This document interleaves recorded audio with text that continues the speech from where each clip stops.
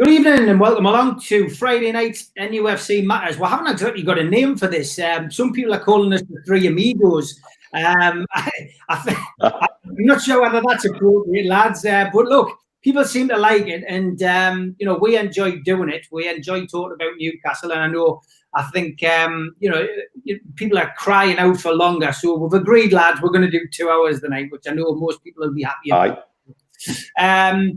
As always, plenty to talk about with Newcastle United. I wanted to start with Joelinton because Malcolm MacDonald on last night's show, which you can still watch on the YouTube channel, was quite scathing about Joelinton. And for me, I wasn't surprised. I've over the years I've supported the club. I've had run-ins with Malcolm and disagreements with Malcolm. To be honest, I agree with him on Joelinton. He feels that he should be dropped and shouldn't be playing again. Now, this is from Malcolm, who, was a legend in the number 9 shirt, knew how to score goals, and ultimately has a divine right to pass comment on anyone who's wearing that top. He says he should be dropped. So, Mitch, over to you, mate. What's your view? Do you agree with Supermac? Well, we spoke to Supermac after the game as well, and we discussed at length sort of certain things from the Villa game, particularly. There was 2 or 3 crosses that were fizzed across the 6-yard box, and he was sort of tappy-lapping on the edge of the area and not really steaming in. And I think I found and the other point that somebody quite eloquently raised on Twitter after the game was about Dwight Gale come on and scored reasonably quickly, and he showed what a centre forward.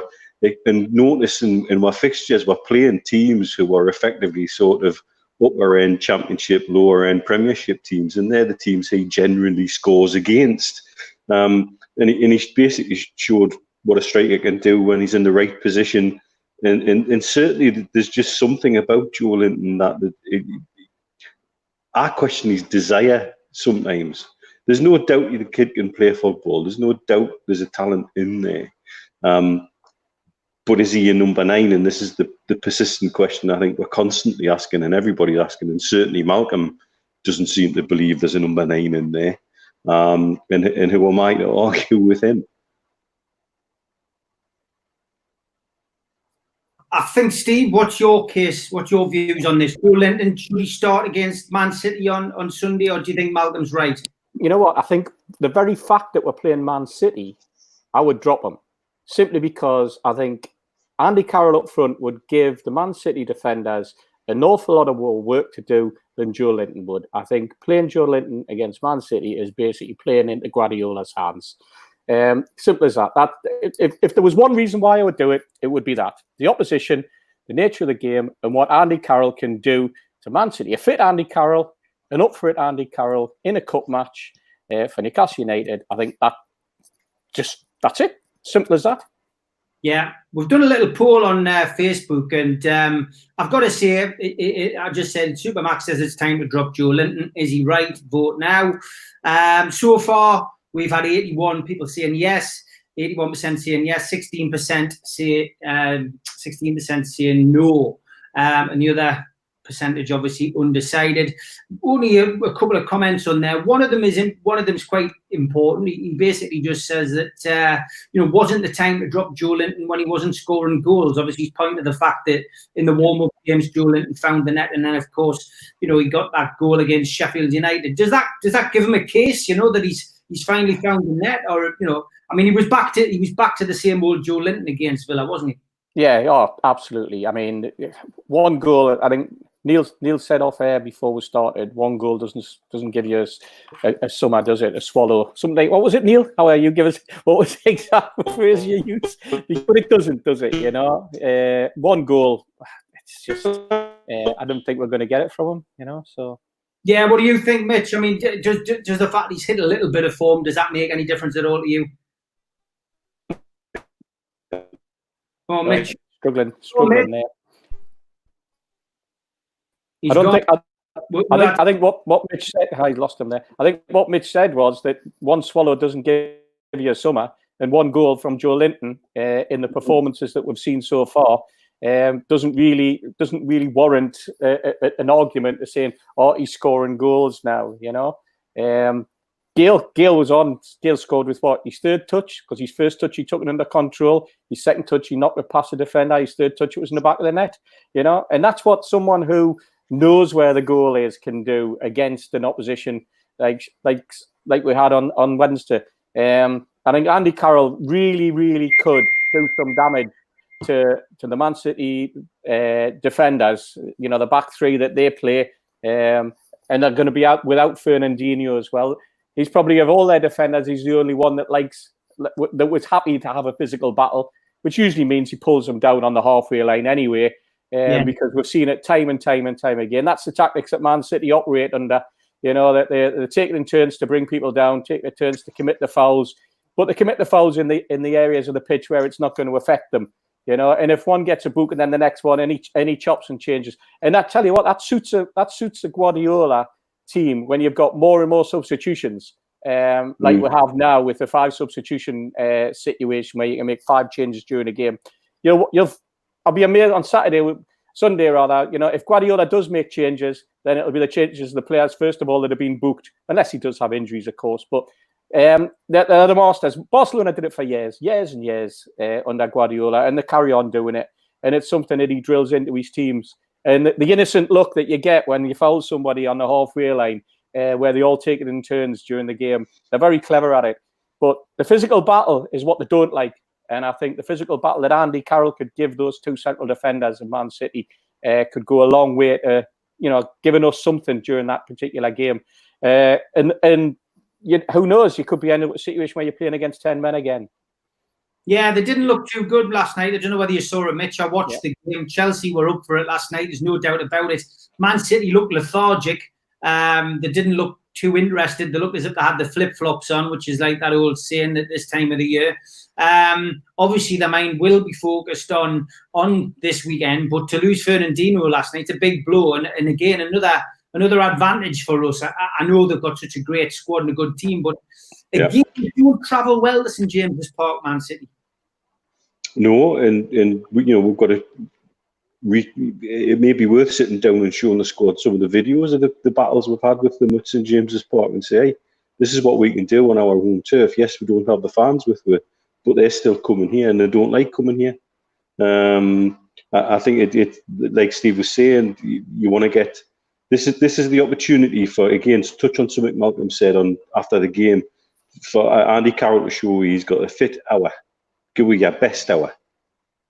Come on and rough them up and make them uncomfortable and make them play in areas they don't like to play in, make them play in a way they don't like to play. I think I'll be interested to see who he sits into midfield. Hopefully Hayden's fit, because we're going to need some battlers in there. We're going to need work rate. We're going to need a lot of different things. But I think it's certainly somewhere they don't like coming. Similar to Chelsea don't like coming up here too. And so can we take advantage of the fact that the title's now definitely gone? Will they be up for it? I think the restart's definitely affected so many teams in some curious ways.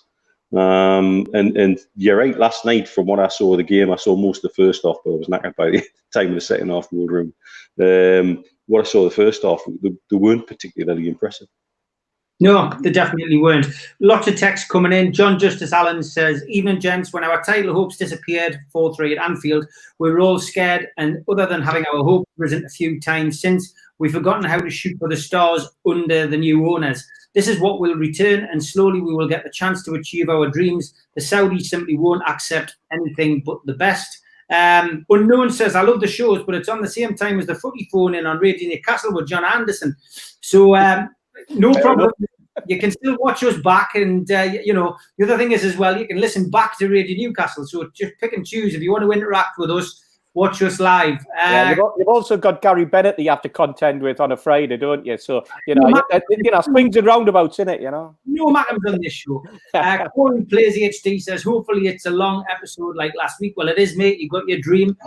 Unknown says he'll watch it later, which is great. No problem. Grand.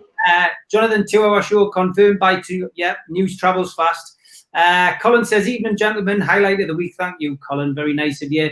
Spenny Mag says hi. Jeff says tensions are mounting here on YouTube. Mark NUFC says hi, chaps. We have got lots to talk about, Mitch. Look, it's been a bit of a Twitter meltdown again this week, hasn't it? And Aye. I've got to be honest. Like I've been to see my mate this week, Sarah, who's a firefighter, and I feel like a Twitter fighter. I've got to be honest, because every week there is a Twitter fire to put out. And you're at it, Steve. I'm at it. Mitch is at it. It's we're constantly doing it. George Culkin is I think he's retired a little bit over the last few weeks. He's sick of doing it. We get thanked by people for doing it. We get criticised by a minority for giving fake information. I've seen a couple of journalists have a snide pop without naming me or other people this week. We do it because we know. The Saudis aren't messing around, Mitch. But can you really give us your views on what we've just been through this week, the latest meltdown on Twitter? Well, we touched on a number of things, not just last week, but probably in the last 10 days, and some of it because we cover quite a lot, and because we're jumped from topic to topic. A lot of these things kind of sometimes fly under the radar a little bit. And it ties in a little bit. I said I would explain a little bit about why I got excited around about June the 1st, because let's put some cards on the table now, because it's not like it's a secret, like what's happening and who's interested and who's involved. That it's my belief, from what I've been told by people over here, that pretty much the verbal agreement was done around about the 1st of June. But there was caveats attached to it, and the caveats all revolved around piracy and television rights and making sure certain things were in place. You go away and get your ducks in a row on this, and we don't have a problem with a deal. And of course, if you say that to somebody in this part of the world, they're so blatant confident that everything's going to fall into place that they're just done. In relation to Lindsay Lohan, at work, mate, at work. Without breaking any confidences. Aye, that was a strange day. So you're right, lads. I didn't break any confidences, my friend. And so the what expands from there is little things that have come from connections to PIF. So the one that a lot of people have been talking about, because a journalist made some comment today about it, basically saying, well, the Premier League are squeezing extra money out of the deal because they want this television deal wrapped up. But we were talking about this last week and the week before, I think, whereby we were made aware that there was a deal being worked on that effectively Saudi would take over the rights for Saudi, UAE and Bahrain. They would probably pay an inflated price for their smaller chunk of the pie, and then beIN would keep the rest of the MENA region, and everybody was happy until the rights shares were up in the future. Now, what's happened since is obviously Saudi have gone big on a lot of different things. They've put the intellectual property rights laws in place. That suddenly is a vehicle to tackle piracy effectively. It satisfies the WTO requirements. They've now started sports grabbing, is the phrase that was bounding around here, whereby they're buying up rights for everything from the Bundesliga to Serie A. Now beIN have chucked their toys out of the cot and suspended Serie A broadcasts for the rest of the season. There was a little banner on the bottom of the telly last night as the match was going on, saying they were going to refund certain subscription members a certain amount of money because they weren't showing these games anymore. And so there's been a heck of a lot going on this week, and I get why people are jumpy, because we're at the sort of Southampton timeline again. But it's not like these things can just be slapped together in a couple of weeks. They've got to be legal. They've got to be watertight. They've got to satisfy beIN. They've got to get an answer off them and say, are you happy with this now? And do you think they're going to go easy? After everything that's happened, they're not just going to surrender. Everybody wants to walk away from this table with a win, and feeling like they've won in some way. And even to be fair to the Premier League here, there's a very good chance Richard Masters could come out with this a hero. Because I know we've criticised him, I think, quite rightly in the last few weeks, but in other ways, he could come out with this a hero for his organisation, if nothing else. And these things aren't simple deals. They're super complex. The word from an audit team who've done deals with PIF in the region. They did the Carnival deal. One of the words from that side of things was basically, yeah, there's lots of red tape. It's going to take a little bit of time, but we're going to sort it. And that wasn't PIF talking. That was somebody independent involved within the deal talk. That they're quite confident that these things can be wrapped up, but they're not going to happen overnight. The other thing that I think we probably don't understand is timing of an announcement. Now, would an announcement that everything was done and dusted publicly upset the team before we were mathematically safe, or upset the team before the game against Man City? You don't know how they're going to react. We know footballers are strange beasts at the best of times. In the middle of this, what kind of reaction are you going to get? Not going to get. So, I mean, we could even be looking at a scenario where everything's done, dusted, and signed off and ready to go, but the official announcement's not going to happen until next week because they feel that that's the best time to make the announcement. I mean, I said that this week, Mitch. I had a feeling, that might be the case, that, it could get done, it could get tied up. But then we saw the scenes at Liverpool last night, and congratulations. I don't worry, we haven't got Phil Thompson, Kenny Dalglish, Graham Souness, and John Barnes and Bruce Grobbel are coming on the night to wax lyrical about all the pain that they've been through over the last 30 years. Steve, you can talk about that as well later. But yeah, I mean, for me, I just think you're right, Mitch. I think that could be a possibility. We don't want thousands of people turning up at the ground to celebrate Mike Ashley going, leaving the club. It's all what we would love to do, but we don't want that happening, do we? Look, no. You can't. Yeah. Look at the scenes at Anfield yesterday. Yeah. We get criticised for absolutely everything else, so why not just add that one to the bloody list?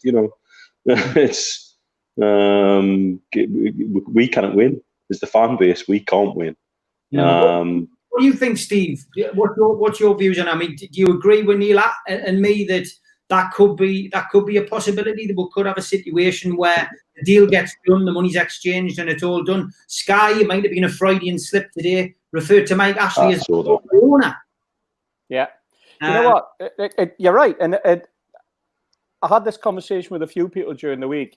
If there was going to be an announcement, I thought, you know what, it's either going to be because we all talked about last week. That was good. It was going to be the end of the weekend. Going to be last week, and then it was like when it got to Monday, I said, you know what, I'll be amazed if they made an announcement. Any party made an announcement before the game on Wednesday, simply because of exactly what Mitch says, people turning up. Then you think, right, well, if that's the case and you don't want an announcement before a game at St James's Park or close to a game, then that only gives you until probably Thursday, maybe it's Friday. Too late then, because we've got a game on Sunday. We've now got a bit of a gap. So we haven't got a home game. So the pressure's off in that respect, if people did want to make an announcement. But I think that Neil's mentioned that it's complex. And there's a lot of things that need to be done. And he's right. There are a lot of things. And I think that the lockdown, and I think the sort of that gives you an added complexity. It's the sort of, as Neil said, what happened at Liverpool last night when, the club puts out a statement and please don't turn up, and next thing you know, there's 2,000 of them outside the ground. We've seen what's happened on the beach at Cullercoats and at Tynemouth over the last couple of days, with thousands of people turning up and it getting out of hand. And you just think the same thing could happen in the town. Now, do we need an announcement before the 4th of July? Because now we've got that date hovering over us, when apparently pubs are going to start to reopen and we're going to have people in town again. And it's just Myers in all sorts of complexities and complications. And I mean, we heard in midweek that there was a possibility the police were under a bit of pressure, or wanting to get assurances from the football club about stuff. I saw that dotted around because again, the Northumbria police, completely undermanned, understaffed, don't know what's going on, are worried about, again, people turning up. They've got enough going on in the rest of their district without them having people to suddenly turn up at St James's Park as well. So there's all sorts of issues and ramifications and problems. I mean, I mentioned last week that the club was going to make an announcement about the game that we were having last weekend against Sheffield United. and the fact that they announced about the ticketing, and that was their way of opening their mouth, so that then when they did open their mouth and talk about people not turning up at St James's Park and saying how much they didn't want it, they could do it on a clean conscience, if you like, because it wasn't the first time they'd spoken to us; it was the second. And I'm not being sarcastic there. That's the very nature of it. But there are potentials if people turn up at football grounds that football clubs, either through the Premier League or through the authorities, could be fined heavily for crowds of people turning up at games. Yeah. And until we get to the 4th of July and those lockdown rules are eased, and who's to say that they're not going to be put back in place? It's not a guarantee that we're going to have an announcement made, unless you can guarantee that that's not going to happen. I would imagine that's the sort of pressure that all parties are under, Steve. Yeah, Dan Milne saying, do you think they'll announce the takeover at the end of the season? A lot of paper talk saying the deal will be done this week. However, seems to have gone quiet again. It's what we're discussing now. Khashoggi's widow, I'm saying widow, I keep saying that, his girlfriend, whatever you want to call her, she's made the news again an hour ago on the Chronicles website. Quote, just a brief quotation saying that she's confident that the Premier League follows their own rules, they will block the takeover. She says, my communication with the Premier League achieved results. They acknowledge that they are fully considering my petition. There should not be an exception for Mohammed bin Salman. He must be held accountable for his role in Jamal's murder. Again, she keeps rearing her head. Is this something that she's doing on her own? Or, are the Qataris behind this, Neil? Is this part of the Qatari fight against the Saudis? This is a really delicate subject to get into. Yeah. We're deep diving into some of the interesting geopolitics of the region here. Yeah. There is a genuine question that I have personally, is that the QC that releases all of this stuff on her behalf is one of the most expensive in London, and where's that funding coming from? Yeah. Basically, that's not to belittle what happened. We can all stand in agreement with that incident with Jamal Khashoggi is quite appalling. But the number of letters, and for her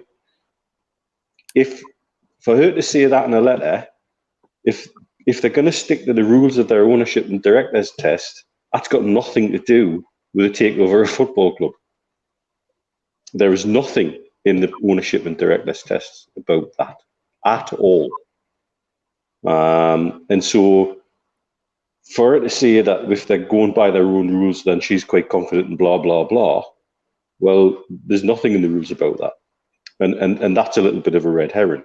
So why pick that phraseology and why use that phraseology in the letter?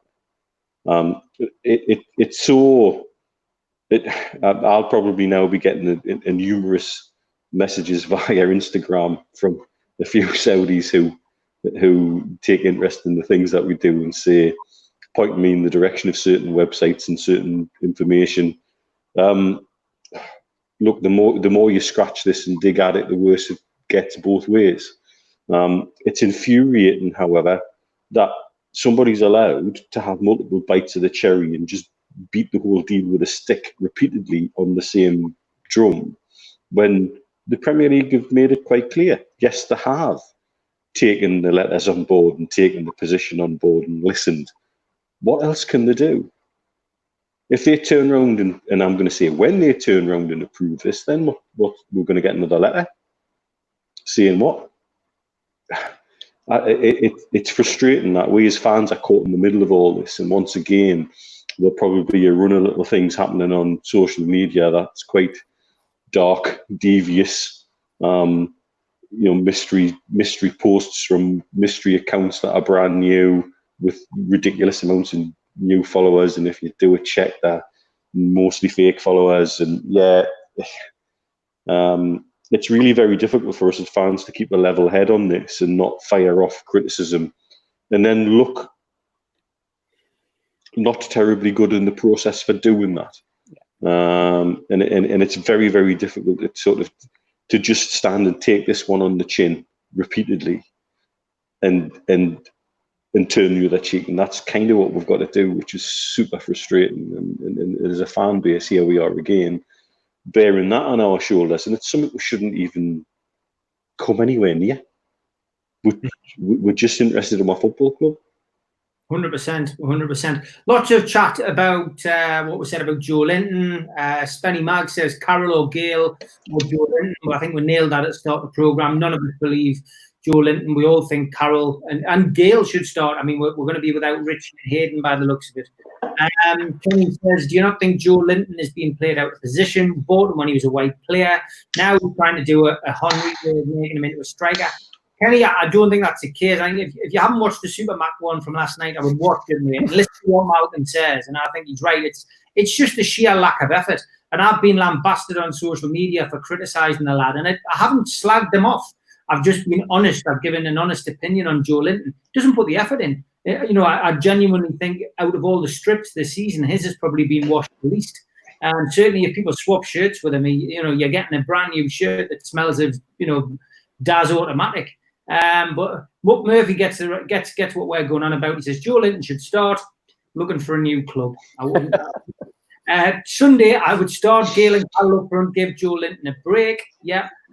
Simon Davis says exactly. Mitch doesn't have the hunger. Not you, Mitch. Joelinton, positional sense or drive to score. Carroll all day long versus City or anyone.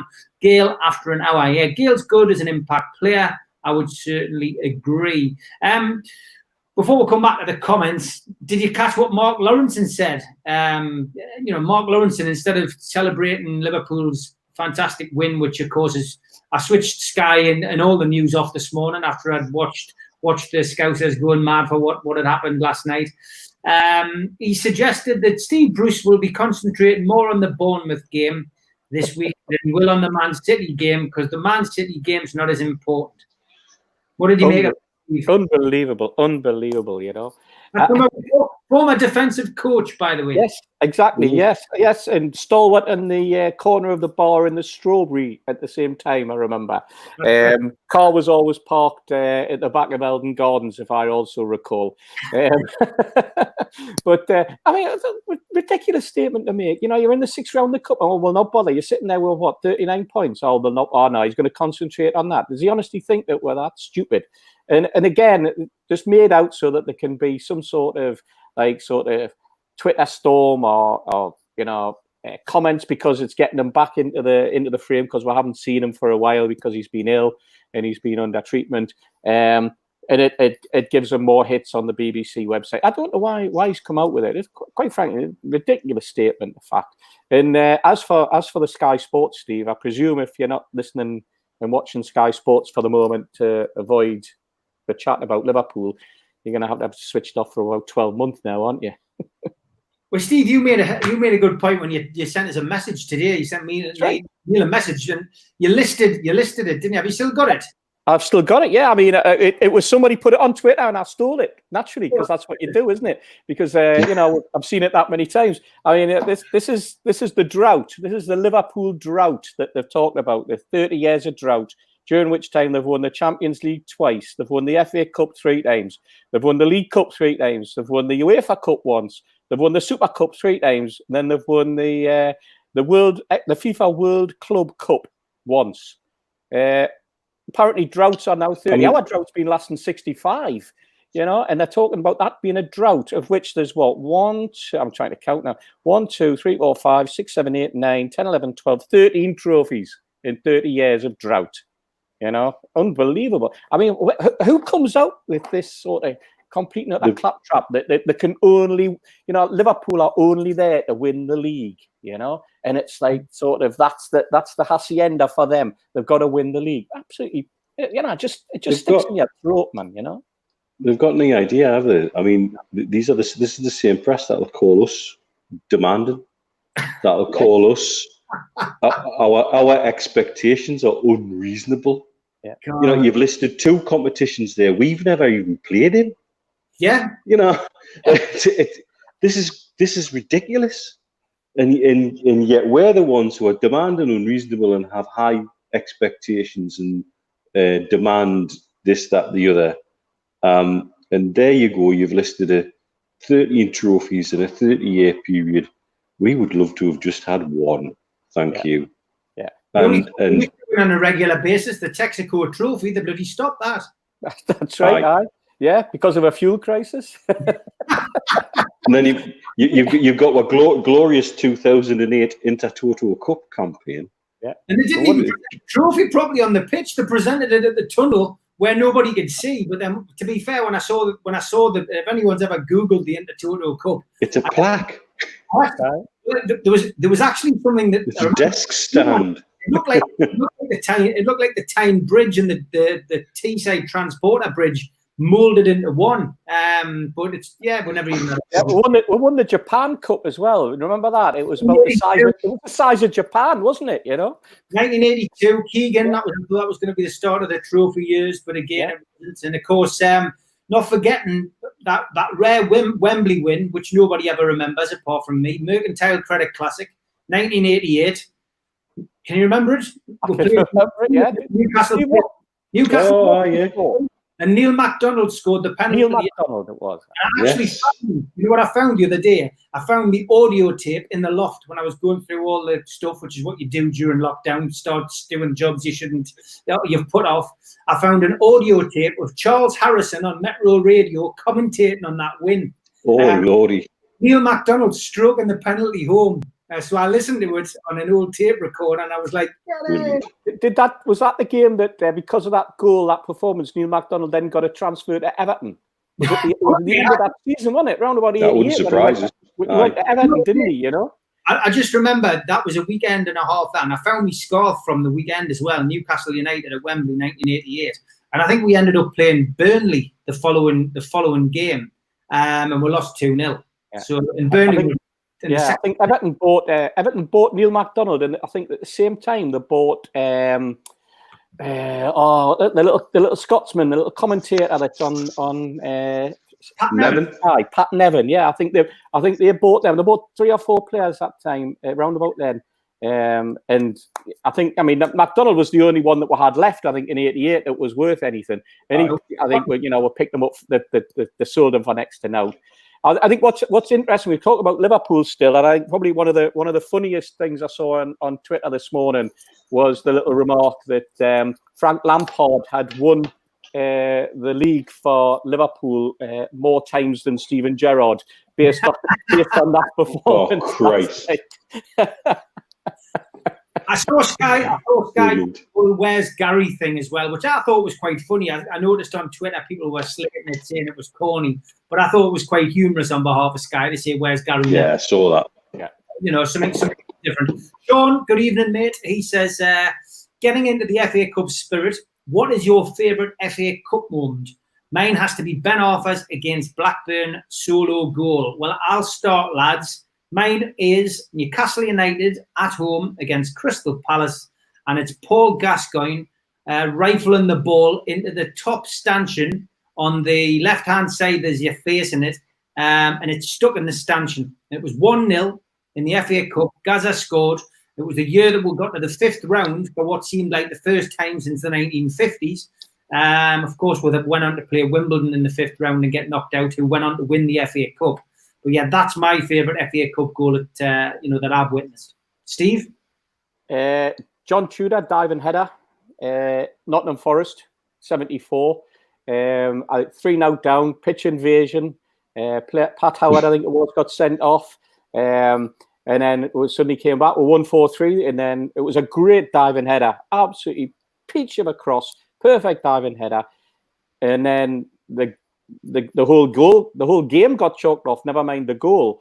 And we ended up having to go to Forest, play Forest again, but we had to play McGoodison, 0-0. And then we had to go to a third game at Goodison, and we beat them 1-0 to get into the semi-final, where Malcolm scored those 2 amazing goals against Burnley. But for me, that diving header, bringing us back into the game, was just the whole atmosphere, everything about that, standing on the paddock, just along from in the West Stand, just along from the dugout at the time, and the whole game, the charge, the atmosphere, everything about that day, that particular game, and the incidents that happened, and the pitch invasion. And I think it was a certain chap from the West End's father who ran onto the pitch. Leonard Conroy.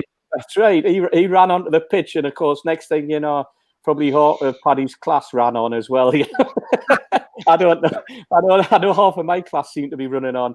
But it was that for me was a wonderful goal. I think it was Terry Hibbert to put the cross in naturally. And if you wanted to put the cross in on somebody's noggin and somebody who could head the ball like John Tudor, that was the perfect way to do it. I don't think Malcolm didn't score in that game, the 4. I'm pretty sure.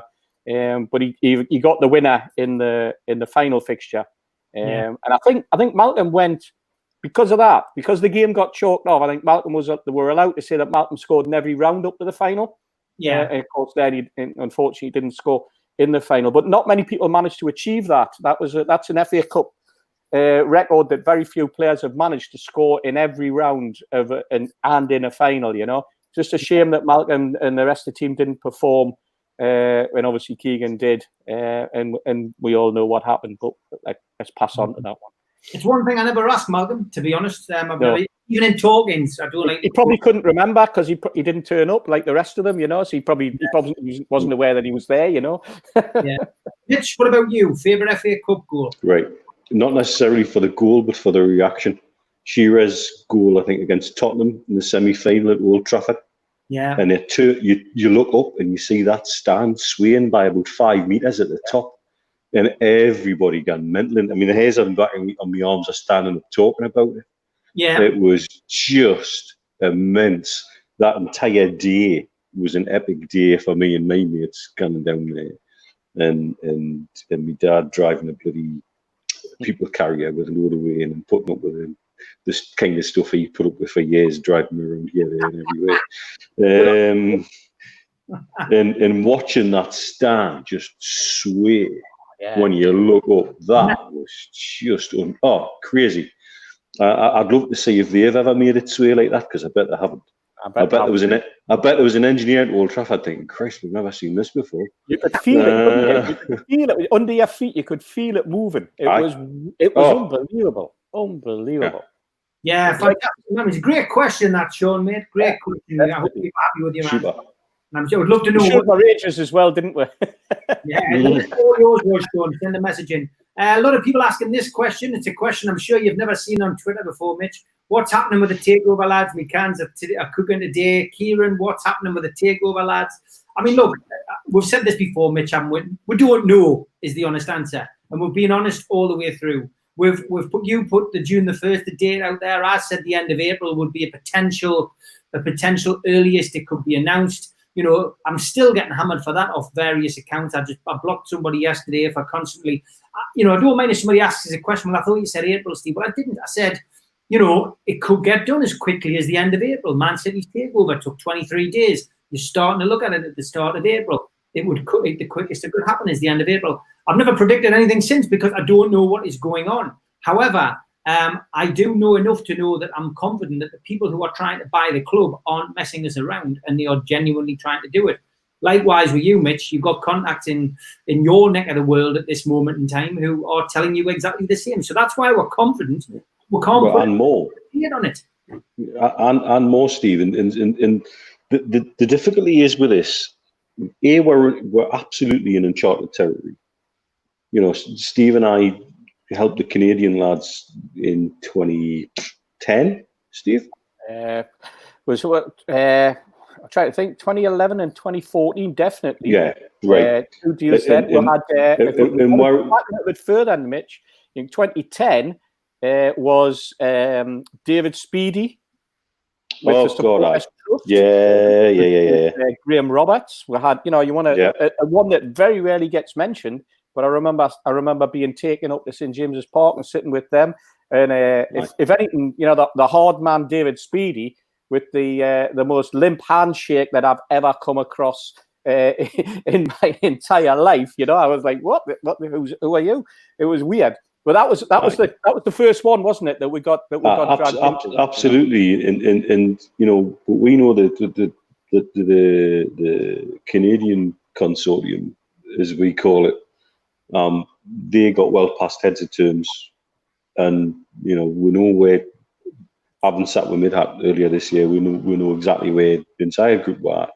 We're in absolutely uncharted territory. Then we've had the geopolitical layers hammered on top.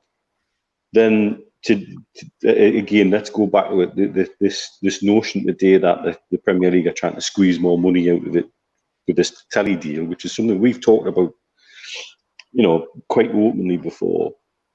These things now, the Premier League will want this absolutely legally watertight. Mm. They've got enough problems with legalities with restart. I'm still convinced that a team who gets relegated from the Premier League this year will start a legal challenge similar to the one that Sheffield United had when they were relegated with West Ham and Tevez, based on the simple fact that the season has not finished the way it started. It's different setups in terms of cooling down breaks in the games and 5 substitutes in a game, not 3. Therefore, the rules are different at the end of the competition to how it started. I just have this gut that there's a sports lawyer waiting somewhere with a list of things that he could hammer the Premier League with. And they've got a very short window till the next season starts, and it's going to get messy legally. The last thing they need then also is a legally messy takeover happening involving a sovereign fund from a state which has a number of things and questions raised about them, because legally they'll be swamped. And so when this gets signed off, it's not just a case of dotting the I's and crossing the T's. It's doing it on a macro level, and I think that's where it's become, I think, even more complex than I think perhaps the buying parties believed it would be. There is always that little bit of Arabic bluster in this part of the world where they're so ridiculously confident, it's so true sometimes, that they just believe they click their fingers and it can just happen. The comfort I think everybody needs to take from this is they're doing all this stuff and then some. And one of the questions Steve and I have had since the early part of the takeover, and this comes directly from one of the guys that was helping us to resurrect BZJ stuff, and this is somebody who was involved daily in the world of football takeovers, and he questioned how all in Saudi were with this deal. And I think everything that we've seen happen in the last 14 days tells me, oh boy, they're all in. They've not just put their cards on the table; they've shoved all their chips into the centre as well. And so this thing isn't gonna. I know we've used this analogy a couple of times on the show. It's not like buying your house. It's not like doing a deal. You know, I mean, gosh, I've just moved jobs here, and the owners of the company I've gone back to are still ironing out things within a deal that they made at the turn of the year, and they're still finding things that they're having to go back and address, and that's on, you know, a fraction of the money that you're talking about buying Newcastle United for. And so I think when it is announced, I think the Premier League want everything watertight. Yeah, I would agree. I would 100% agree. Interesting one from Alex. Good evening, Alex, mate.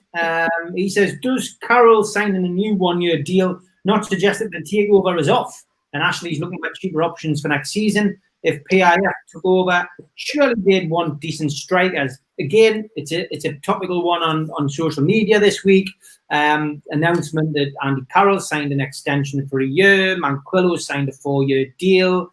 We've got another goalkeeper coming in, you know, from a Scottish team. I think it was Motherwell, former academy player coming back. So, you know, business has been done. I'm right on really that this is just the football club has to work, you know, still until the new owners come in, Steve. Yeah, absolutely. I mean, football contracts are probably one of the most complex contracts you could ever have. You know, you've got agents involved, you've got players involved, you've got personalities within the clubs involved. Andy Carroll, I'll throw this out. I don't know a thing about contracts. I don't know anything from inside the club. But I'll throw this one out to someone who would say, "Oh yes, it's like it shows that the deal's off, and it shows that they're looking ahead for a cheap. What if hidden in among Andy Carroll's contract that he's got is something that says, and if the new owners don't want him, you get a nice little payoff? You know, that would be interesting. And Andy Carroll would be happy with that, because you'd get a nice little payoff. He's got a 12-month contract, but there might be something written in there that says, but Andy, you know what? If you stay, and you're willing to see the season out because we need you, but then if there's new owners come in and they don't want you, you'll get a nice little handsome payoff. I'm just making that up, by the way, but that's the sort of thing that behind the scenes you don't know what's going on. Manquillo deal for me is a good deal, because there will be other fullbacks that we've got at the club whose contracts will be coming up in 12 months' time. Fullbacks who are probably not as good as Manquillo, or wouldn't have the value of Manquillo if you wanted to sell them on, that type of thing. Or possibly players that are already in the squad in that position who maybe aren't interested in staying in the long term, might be looking at horizons way beyond Newcastle United, whether there's new owners or not new owners. You honestly don't know what's going through the minds of agents, through the minds of the owners of football clubs, the people who look after the squad, the people who make the decisions, and the players themselves. And often the player, as I say, may want to move, or he may be incentivized to move, or incentivized to stay for a small period of time. We honestly don't know. Andy Carroll might have decided to stay because they've turned around and said, "But I tell you what, you're not on a performance related. We'll up that side of it." We honestly don't know. So we cannot honestly say that is a bad thing for Newcastle United. He hasn't scored goals, and I noticed NUFC 360 having a pop at me with it again without naming this. I don't know why people don't just copy it in so you can have an adult debate. Yeah. But then some people said he was a publicity stunt. Well, he was a publicity stunt. He was signed in May. He wasn't announced till August. I've even spoken to Andy about this, and he didn't say anything about it. Do you know what I mean? He knows that I know the facts behind it. So yeah. I'm not afraid to say what I know about that deal. I'm not saying that it was a particularly bad deal in the sense that, yes, he's come in, he's had 5 assists, but he hasn't scored a goal. He's been injured a lot of the times, which is what we knew. And Newcastle United is, and again, it always comes down to this. We always talk about it. Mitch coined the phrase months ago when we spoke on various other programs, and it's the depression that might actually affect. He's got we're feeling that. Though somebody mentioned it the other night. This is the level we've sunk to under Ashley, that signing an almost near retirement Andy Carroll is celebrated as if we've signed Alan Shearer. It's embarrassing for our football club. Yeah. I mean, signing somebody who look at his record in the Premier League, but there's no doubt about it. Andy Carroll has, and this is the worst part, he's actually put more effort in and done more for the team than Joelinton has in all of those he's played this season. So look, I'm not gonna change my mind. I still think it's the same thing. And as from signing a 1-year extension, yeah, great. But I do expect new owners to be in, and Andy to spend the rest of that year, trying to get his way into the team and hopefully pass the whole load of new signings, But it's crazy, man. And Manquillo, I agree. Manquillo's good. Mitch, what about you? I mean, I'm happy with Manquillo. I know Rafa really liked him. Give him his chance, coached him. Steve Bruce again has come in. It took Manquillo a while to win him over, but he's come in and he's done well. And I think he deserves the 4-year deal. Well, look, you're right in the respect that we've got to function as a football club still. Mm-hmm. And frankly, we've been functioning as a ghost ship for the last 12 of the last 13 years anyway. So why make it any different now? It's not going to be any different. Have some of these decisions been made in consultation with the new owners? Who knows? We don't know. Mm-hmm. And I defy anybody else to know. Certainly, the thing that surprised me about Manquillo was the length of the contract at 4 years.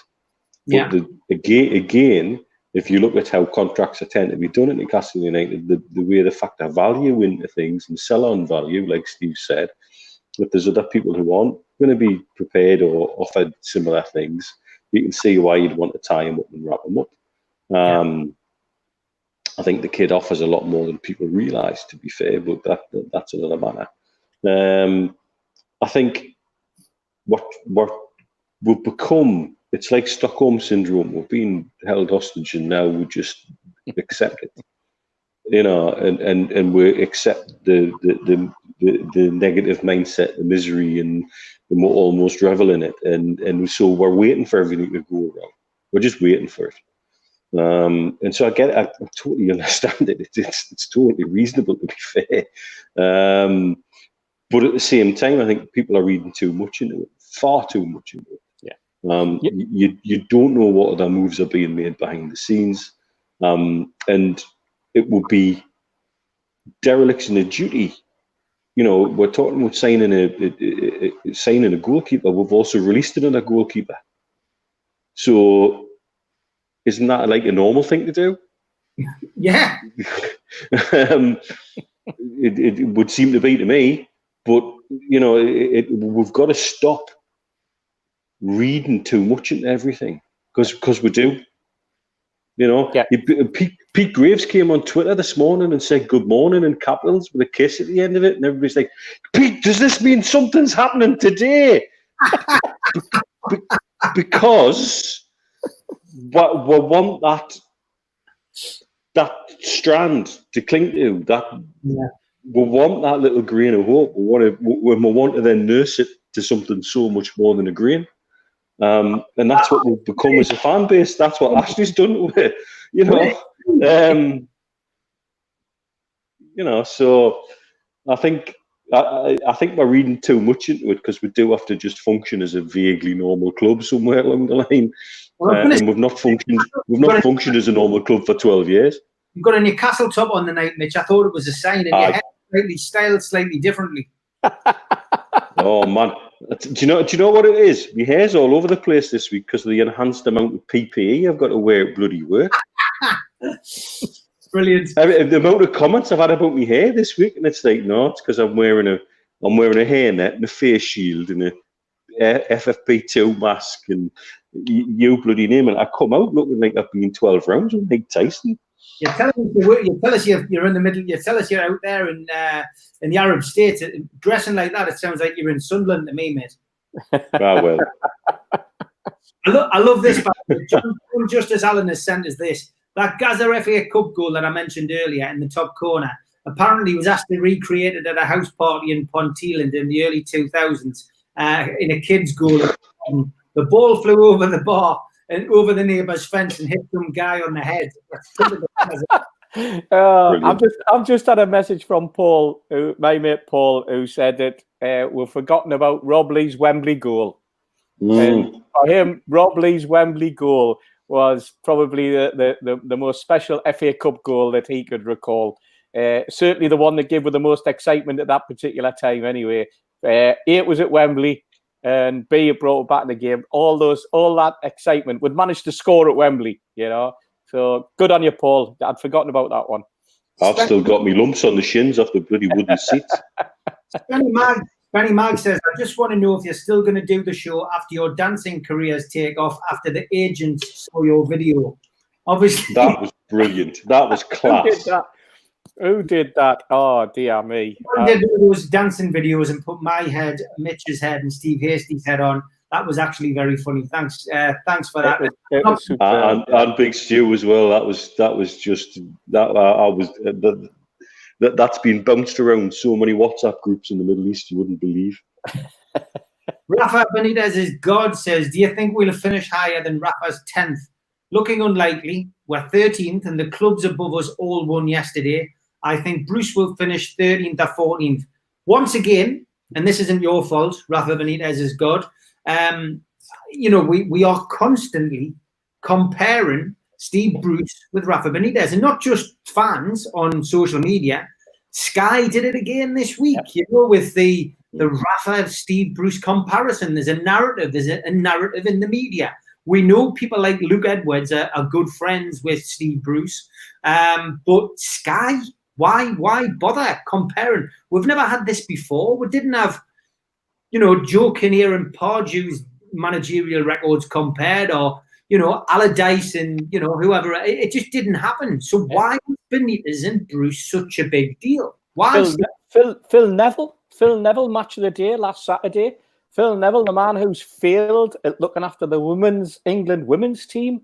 Yeah. And he comes on and matches and starts to exalt Steve Bruce as though he was like, I don't want to say what I thought at that particular time. I don't have a problem with it. I put a question out on Twitter this morning about the whole, just to gauge, because I knew what coming on tonight, just to gauge from people who follow me, just to get an idea and their sort of opinion. And it was quite marked. It was very interesting. It caused quite a debate, which I must admit I tried not to dip into, because I was more interested in the interaction than I was with the actual question itself, because I put it out there genuinely as a sounding board, and I apologize to anyone who ended up falling out with anyone, because that wasn't the intention. But it showed you how we get caught up in what Steve Bruce done. Does he deserve this? Has he done that? I don't want him. He's done well. I mean, that particular strand that we had this morning covered God knows how many different eventualities, connotations, opinions, and it's great. I mean, that's what football's about. It's about opinion, but it's just there's a love-in, there's a media love-in, and I can't figure out what it is when you've got intelligent pundits coming on and intelligent reporters coming on and writing or speaking about the fact that over Steve Bruce's games compared to Rafa's games over the same period of time, Steve Bruce has got one more point than Rafa. And you're going, and it's a totally different season, totally different outlook, totally different things going on in the background at the football club and at the front, a different squad, a different striker, different midfield, different defenders, a different mindset from the players, different style of football, all of those type of things. And yet it all comes back to a manager that left a year ago, and we get accused of having some sort of agenda that we're very, very pro Rafa or very, very anti Steve Bruce. When we're neither. We're having we have a preference because we said it about 3 or 4 weeks ago. Who would you have? Yeah. Would you want Rafa or would you want? Nobody asked us whether I would want, I don't know, Mourinho. Nobody asked us if I'd want David O'Leary. So it goes on. We've all got opinions on different things, but this particular argument seems to just create an absolute explosion. But why the mainstream guys are getting involved in it, I have no idea. I know, as I've said, certain journalists are closer to Steve Bruce, but as certain journalists were closer to Rafa Benitez, that's part and parcel of being a good journalist. You know what I mean? And that I'm not criticising Luke Edwards for being pals with Steve Bruce. Ian Murtaugh's good friends with Steve Bruce from the Daily Star. So look, it's the way it works, but it shouldn't cloud your judgment, and it shouldn't mean that you've got an agenda against the previous manager when, of course, it doesn't matter at the minute. He's got a job in China, but I don't understand why there's this narrative amongst journalists and Steve. I just don't understand it. Agenda is the right word, and there's so much agenda in some of this report, and it's ridiculous. They're very, very good at comparing apples and pears and trying to make something of it. Yeah. And like Steve says, different season, different players, different set of fixtures, different teams with different players. You can't genuinely compare. It's why whenever somebody sits down and wants to make the best World 11 ever, people fall out badly over, is it Pelé or Maradona and this, that and the other. That's how John Charles into the bloody mix. You've got people playing across different eras and different styles, and it's really difficult to compare them. The other thing I would say from the Middle East point of view, Bein do the same thing. They'll compare. And believe you me, they've compared Rafa to Pardew in the past. I've seen graphics on the screen in Bein when Keys and Gray been having their little chats, particularly when we went down and then when we came back up, with Pardew and Rafa's stats. And it's all about whatever talking point they want to make out of it. And they'll find... And also, who's falling out with who at a particular time in the press. And I think the Richard Keys one is a case in point. Yeah. And they'll find the stats that help them make their point, because you will always find that. Mm-hmm. If you want to break down all the football stats in the world, it's why I get really niggly about it. There's somebody who has a big interest in American sports, particularly American football. When you look at how you use stats in American football versus how you use stats in football, you can't. The nature of American football is very much so set piece plays with set positions that do set things at set times, and so therefore it is actually statistically much more predictable. That's the joy of football. It's not statistically predictable. Yeah. That's why we get subjected to bloody Hereford every FA Cup third round, because football's not predictable, and everybody loves the fact that it isn't. You know what I'd be happy with? I'd be happy if you had a set of pundits that come on, and I'm targeting one in particular at BN Sports because you have to, who would at least have the decency to say when we played well, that we played well, and not show the agenda that he has against Newcastle United. And on Sunday, after we'd won 3-0, we played really well, 3-0 home win. Andy Gray is extolling the virtues of the performance. He's praising the club. He's praising the team.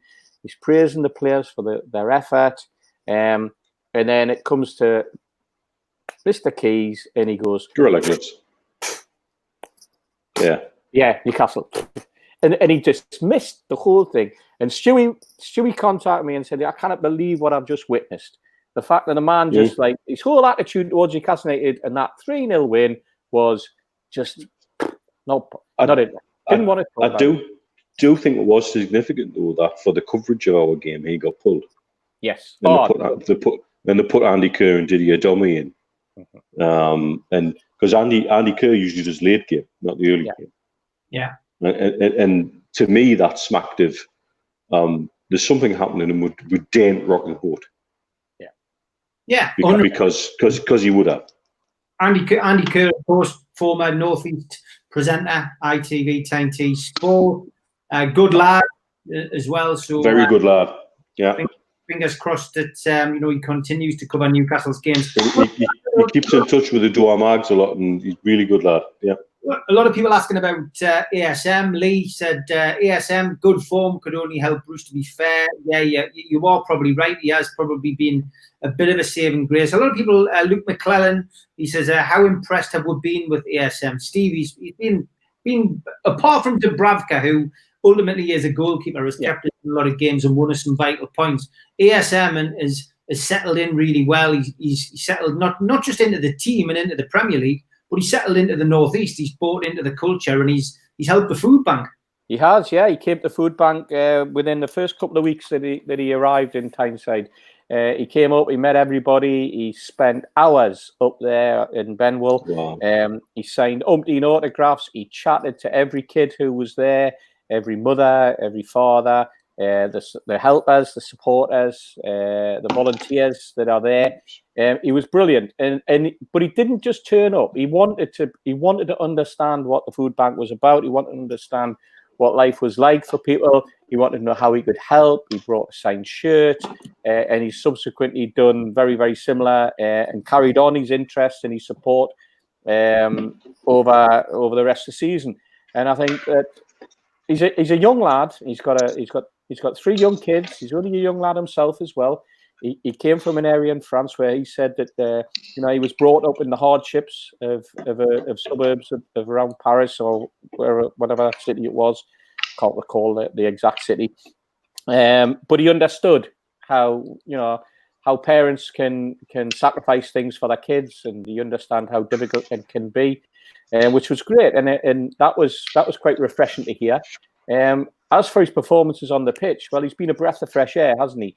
We've got a player who's willing to take defenders on, which is something that you don't see in the Premier League that much. The games that you witness often, you see robotic players You see that the games being played with passing the ball. He's willing to take somebody on because he's got the skill and he's got the ability to do it, and he can beat his man. He's got a powerful shot on him. Unfortunately, at times he takes an extra touch, which I think, again, is something that can be coached out of him. And I think that with confidence comes that ability to make that final judgment, that final decision that you need of when to release the ball, when to take a shot, when to lay the ball off, when to move. His movement's great. Danny Rose, however, I think struggles sometimes with him in front of him, and that does expose him. And I think that's where the likes of Richie comes in, where Richie moves across now and again.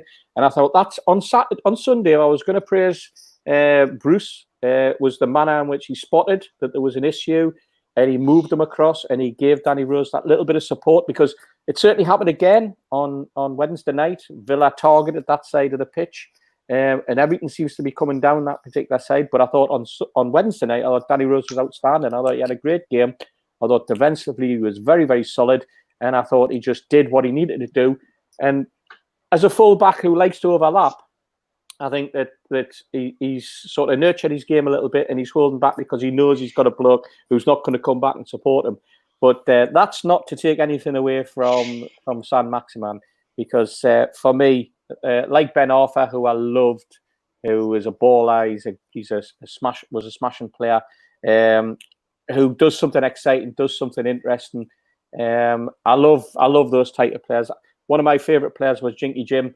When I was a kid, you model yourself on that type of man in terms of not the drinking, but more the football side of it, if you know what I mean, because you're only a kid. But you love the idea of the flamboyancy, the nutmegs, and the ability to just know when to tap it off, when to play a decent pass, when to stroke the ball out. I watched somebody the other night against us who does that with ease, in Jack Grealish, who can lay a ball off at a perfect speed for the man running overlapping, that type of thing. Can see a space, can hold the ball up and lay a short pass or a slightly longer pass, but very, very rarely overhits it. It's a skill. It's something that can't be coached in. I think it's a gift, and I think that Alan Saint-Maximin is just full of gifts, absolutely full of gifts. Yeah. And if he can add some goals, like the one the other night, like the one on Sunday, but if we can start getting a little bit more consistency from him, I'm always disappointed when a shot flies over the bar or it goes wide of a post. I like to think that you're testing the goalkeeper.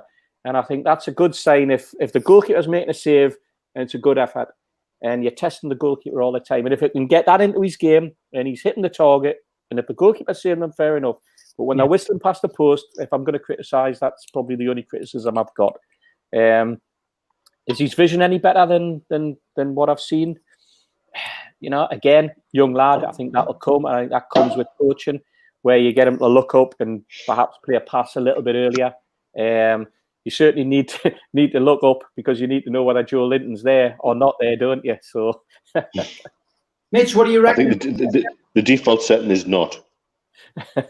What's your views, Mitch? What's your views? What's your views on him? We need to find a system that just allows him to play. Yeah. Get him on the ball as much as possible. Whether he plays, if you're going to play Carroll, do you play him as the free role off Carroll, and just you take then that question mark about the defensive responsibility away from him, then you say, okay, I don't want you to worry about tracking back. Just get the ball at your feet as much as you can and create havoc there. Because it's a long time since I've seen somebody who can go past the player so easily.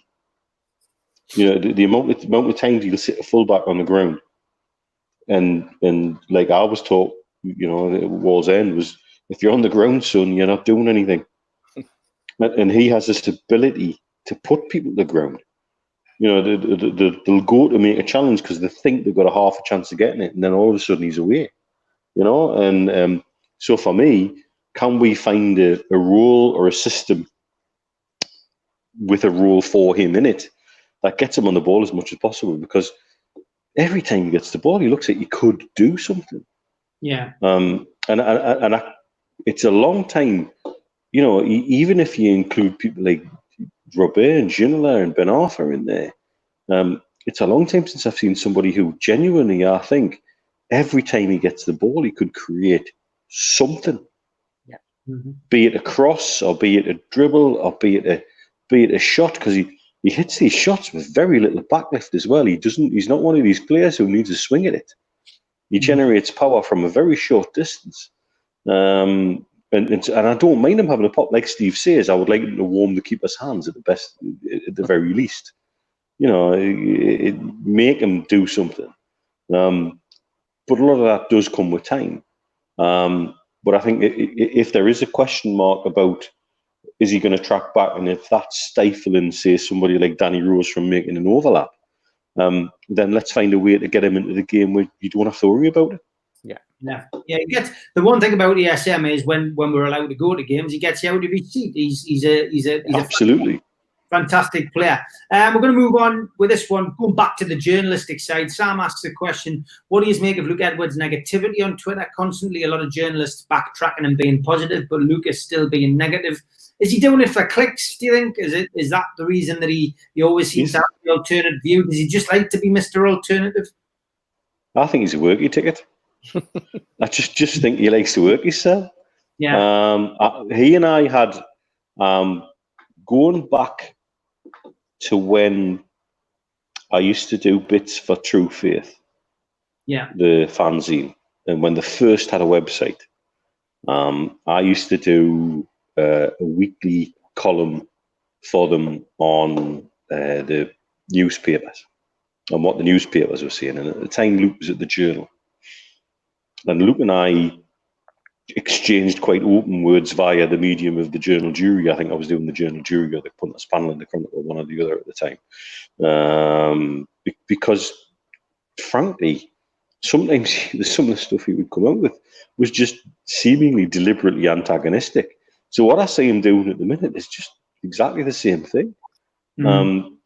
Whether he just likes to spark a debate, this thing about this bet with the money going to the Sir Bobby Robson Foundation. Well, you know what? That's a no-lose situation, because the Sir Bobby Robson Foundation is going to get some money out of it at the end of the day. Yeah. So I just think he's a worky ticket. It's as simple as that. I saw his interview with Chris at Gallagher Shots, and he comes up. That's the Luke I got to know a little bit at that time, and you can be quite acerbic in that sort of public domain, but actually, he genuinely has an interest in Newcastle United to do well. But why work yourself like this? There's just no point. I don't know whether he's been drinking the Qatar Kool-Aid or whatever. He just, I don't get it.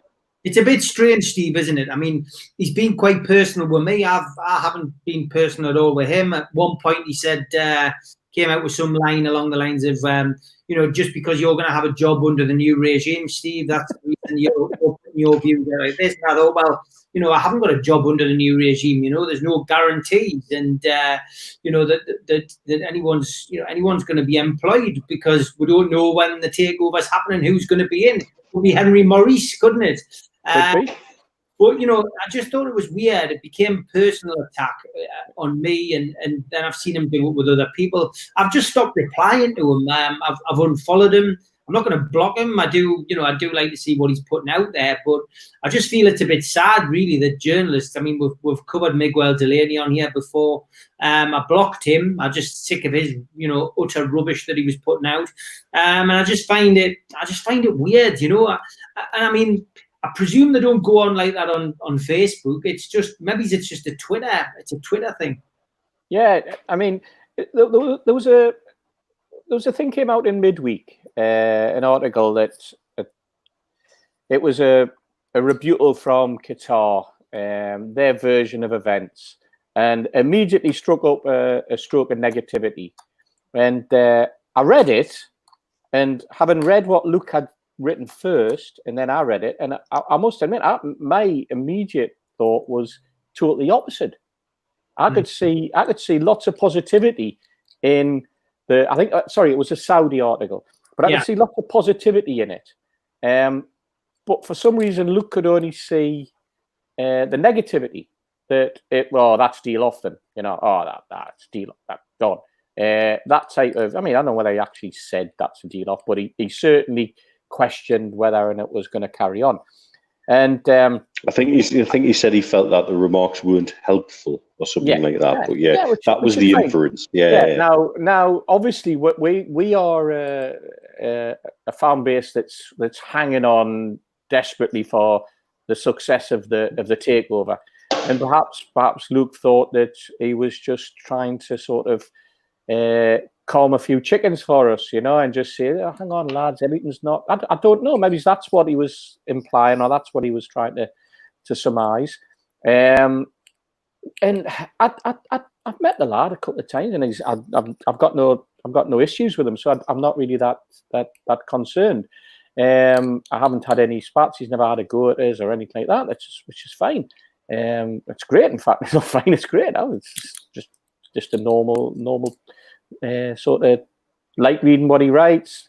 But on this particular one, I just thought, you haven't quite read this. You haven't quite picked it up. You've gone in with a negative vibe from the start, and then you've immediately sort of followed through with that negativity, when really what the fans are looking for is an element of positivity here. And I was surprised he couldn't see the positivity that was being said in that particular article. And I think, sadly, he got shot down in flames by a lot of people. And again, all that does is cause more animosity within the fan base. And I think if anything, we're trying to rid ourselves of that sort of animosity that's been there, that sort of arguing among ourselves. We're all hoping that we're, with a new brush comes a wholly new outlook on sort of inter-supporter relations and fan groups being together and that type of thing, because that's where it needs to be, because it's a new start. It's, Ashley's created this atmosphere where we're all at each other's throats, we're all giving opinions, we've all become so-called experts in how to read the books, reading accounts. Now we're experts in reading geopolitics. Now we're experts. Sorry, flight patterns. Yes, you name it. Flight patterns. We've become experts in everything. We're also experts in understanding the differences apparently between different managers, as we've just said. And there's another one that's creating division rather than creating harmony among us. It's division. It's those elements of the press who are pushing, like you say, for Rafa or Poch or Bruce, and you've got to be in one camp or the other. It's the Rolling Stones or it's the Beatles. If you want to, is it the Spice Girls or is it All Saints? Who do you go for? Yeah, it shouldn't be age, obviously. But you know what I mean. It's like you've got to be one or the other. You can't look at a bigger picture. You can't sort of have an opinion or a viewpoint that understands that there's a huge big game being played out there on we talk about, we've had this conversation, we talk about Rafa and his three-dimensional way that he manages and talks about a game, but it's the three-dimensional viewpoint that we now have to have over what's going on with Newcastle United, what's going on around that football club, what's going around in the media, who's driving who and why, what's the agenda. There's always an agenda now behind everything that gets said, whether it's for hits, whether it's for whatever, I don't know. The thing I would add there, Steve, as well, though, this, however, for me, I think we've said this before, touches on the amazing ability of our fan base to do amazing things, and the intelligence and the depth of knowledge. I've struggled to think of another fan base who could become amazing flight trackers, who could become, experts on geopolitics, who could become, everything that we've seen going on during not just this takeover, but other ones besides, or attempts rather, in the past. We have the most ridiculous, diverse, intelligent, astute, yet at the same time opinionated fan base, and it's the ability to listen and reach out to those opinions and make them feel heard. It's a herding cat scenario that, you know, we've all tried in one way, shape, form or another. And the only way to herd them, in my opinion, is to let them all do their own thing and realize that we're all doing the same thing and we all want the same thing. And it might be in a slightly different way.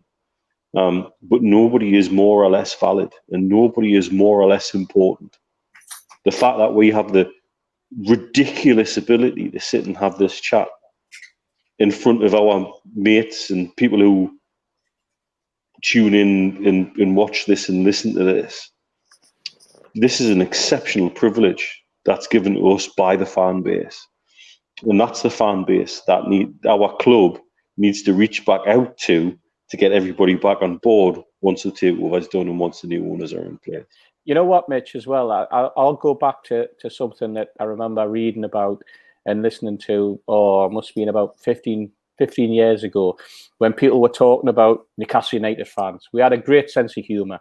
We didn't care less. You know, we weren't bothered about what people thought about us. We weren't bothered about what we looked like. We weren't bothered. And you go back to that, into the fan culture, and you go back, you know, and you listen to the Liverpool fans, and you listen to the West Ham fans, and the fans from London, and even the way people dressed. And I remember this particular piece. I forget which you might remember it, Steve. Which book it was in, but somebody said you could always spot the Newcastle fans in London when they got there, because they basically turned up in jeans covered in paint, donkey jackets, work clothes, and they stood out a mile from the Stone Island and the track suits of the Liverpool lads and all that type of thing. The way that the London lads were dressing at the time. And somebody goes, "Why is that?" And he goes, "Well, because when I get on the bus at 8 o'clock, we come straight from work, straight to the bar, had a drink, and then we're on the bus to get out of here, so we could start drinking it in the morning for the go to the match. So we came and work here." You know, Nick Edmondson's book, I think it was. I think that's sorry, whose book was it, Steve? Nick Edmondson's book, I think. Edmund, there you go. Right. Yeah, and we did, but we had it. It was a couldn't care less attitude. It was like, we're there to follow the football team. That's all. We're not there for the politics. We're not there for the dress. We're not there for any kudos or anything like that. We're there because we love the football club. And we're there to watch it. That's gone. That's gone some state, and hopefully we can get back to that sort of just, you know, we are together. We are Newcastle United. We'll get back to that, and a new ownership with a new outlook on life and a new outlook on football, and get away from what Mike Ashley's created, which is angst, anger, animosity, division. Will not have, and all those lads who have had a pop at each other, and probably me included, over the years, we can turn around and we can sit in the bar when all this is over, and we'll go, "Christ, what a roller coaster that was!" But you know what? Does it really matter now? And we'll move on. And that's where we're hoping we're going to get to. And that's just where I hope we're moving forward with. Preach, Steve. James Curry is lightening it up a little bit for us. He says, "Who's your favourite Newcastle player?" Mine has to be Peter Beardsley. Total magician. Some of his goals were out of this world. Well, James, I've got to be honest, I'm in the same camp as you, mate. Peter Beardsley is my all-time favourite player since I started supporting the team in '83. So yeah, I would agree with you, and like exactly for the same reasons. I saw him not once but twice play for the club, and absolute legend. Somebody very similar to Messi. Messi almost looks as if he's modelled his game on Peter Beardsley. Some fantastic goals. Obviously, he was part of that wonderful promotion team in '83, '84, and then came back to establish Newcastle as the Premier League's entertainers under Kevin Keegan. And I saw him score some great goals. He made Andy Cole the player that he was, and great servant to the club. So that's my choice. Mitch, what about you? Wow. Where do we even begin or choose from? I mean, like you, I've had the privilege of watching Peter play twice for the club and love everything he did as a player. He is probably within football, probably one of the most underrated footballers worldwide. If he had an Italian name, there'd be people talking about him all over the world at the moment, right now. But I think for me, personally, the player that I just keep coming back to is Laurent Robert. There's something about Laurent Robert, the maverick, the gunslinger. They couldn't give it 2 F's attitude. That's what I like in a footballer. I'm here and I'm going to win the game, and F you and F you and F you as well. The hitch of the shorts when he was going to take a free kick. He looked like a gunslinger. He played like a gunslinger. And by God, he scored some goals. That left foot was, to quote Alan Partridge, he had a foot like a traction engine. You know. Laurent Robert, every time for me. Steve, what about you, mate? You know what? I mean, you both picked players that on any given Friday I would have probably gone for. Robert, oh dear me, you know, I used to sit in the East Stand with Tony, and we were one of the few in that particular when he was playing that weren't having a go at him. You know, a number of people that it's something about the East Stand, isn't there, that we're going to have a pop. That we're going to have a pop at anyone. And Robert used to get pelters at times because there seemed to be like this element in the East Stand who wanted them. Probably we've seen it with Saint-Maximin before. Want them to track back. You know, we got into this mindset of tracking them back. But he was brilliant. He was, you know, the goals he scored and the manner in which he did. Peter was a genius, an absolute genius. Peter was probably one of the most one of those players who was better second time round because he adapted his game, and he had the intelligence to adapt his game because when he played in the front three with Keegan and Waddle and himself, that was a particular role that he had to be involved in. When he came back, he had the intelligence to bring some great players on. He brought something different in that midfield. He had that vision. He could play that through ball. He could score goals. He could lay goals on for people. What he did with Andy Cole, then what he did later on when he was playing, and he was captain ahead of Alan. You know, he was in the team with Rob Lee. He held his own all the way through that particular when he was ticking on a bit, and a fantastic player. But my all-time favourite, and I've mentioned him already tonight, was Jinky Jim. He was something special because after we won the Fairs Cup, we had a little bit of money, and Joe Harvey went out and he spent £100,000 on a player that wasn't your typical Newcastle United player. He had long hair. He was in and it was. I remember at the time people going, he doesn't look like any of the players we've got, and it was we bought some sort of jewel. We bought something special. I think it was Arsenal went to Scotland as well. And they bought Peter Marinello, who was another baller. He was another really good player.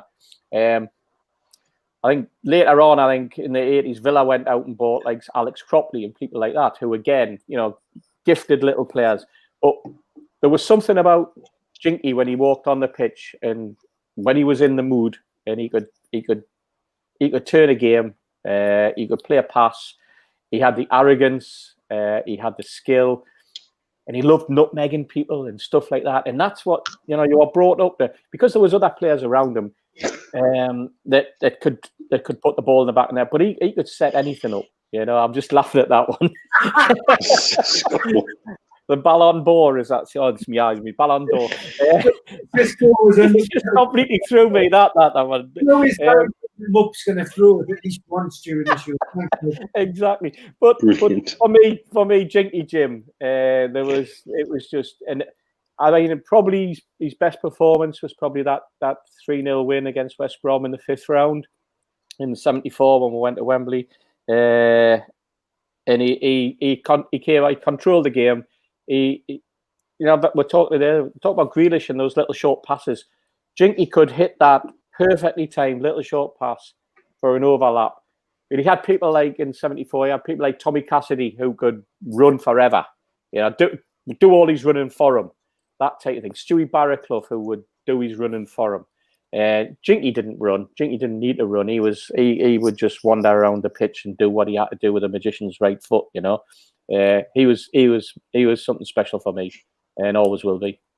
Some great names coming out. Stefan Givosh, yes. Some great spellings as well. James Smith, my all-time favourite, Malcolm MacDonald and Willie McFall. Some great shouts. Solano getting a couple of shouts out there as well, guys. Mark, so many, isn't there, Steve? So many. Oh, there is Shea Gibbon, Gary Speed, of course. I will choose this opportunity as well to mention Pavel Srnicek. And just if anyone's got the opportunity, me and the lads and me and all the ex-players, we've done these for free all the way through lockdown. We have asked for people's support for the Pavel Srnicek chat. Obviously, normally we do the Pavel Srnicek Cup once a year. We do it for a different charity every year. This year, of course, we can't do it because of the COVID-19 outbreak. So we'll have to do it next year. So the charity who we've chosen this year, Fozzie's Fight Against Tasex, unfortunately isn't going to be the beneficiary and is going to miss out on some vital funds. So what we did this week was myself, Steve Howie, Milan Srnicek, Pavel's brother, and Dennis Martin, who was a very good friend of Pavel's in the Northeast. We came on Tuesday morning. We did a chat for an hour. And there's a link on www.newcastlelegends.com. It's a PayPal link. We've set up £1, £5 or £10 on there for donations. And going to leave that up until probably Monday next week. Anybody wants to chip in a quid or a £5 or a £10? I know times are hard, guys. But anything that you can, anything you can spare, stick it in, and we'll just donate that to the charity this weekend. It would be nice to get a 3-figure sum. If we can get up to 100 quid, it would be nice. It's something that all charities, the food bank in Newcastle, exactly the same. They all need help during these awful times. So if you can, pop onto the YouTube channel, have a watch of the video. It's well worth a watch because Milan's on there with his interpreter talking about Pavel, who we all loved, and donate some money if you can. I'm going to say, Steve, the thing about Pav. Yeah, go on. Sorry, mate. You go on. I was going to say that anyone who hasn't watched the video, watch it. It's a really, really good hour interview. Some great little insights from Steve Howie that's worth listening to. I'll not spoil it. But you get an awful lot about the love that Pav had for the Northeast. When you watch it, you hear from the family, you hear from his brother, and you hear from his friends. There's a little snippet. Are you doing Lee Clark tomorrow, Steve? Yes, Lee's on. And then Nikos Dabazaz on Sunday. Yeah, so I presume you're gonna. I'll not spoil it, but I'm sure you'll be asking Lee about the particular thing that was mentioned by Steve. And we'll just leave that one there and see how Lee reacts, because it'll be well worth it. So if you can watch tomorrow and you watch what Steve's version of it, would be very good. It a couple of times and he does tell the story. So I think if you jog back into maybe 3 weeks ago, Lee Clark on a Saturday afternoon, he's talked about it. He's been asked about it on numerous occasions. It's well worth a listen.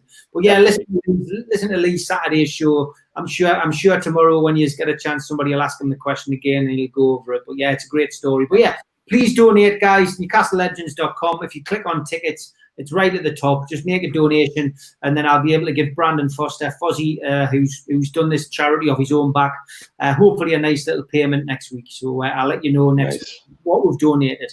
Plenty of stuff coming in. Dave Eddy says, Mitch, fair comment about Robert. He says it's all about opinions. I don't agree with you on Robert.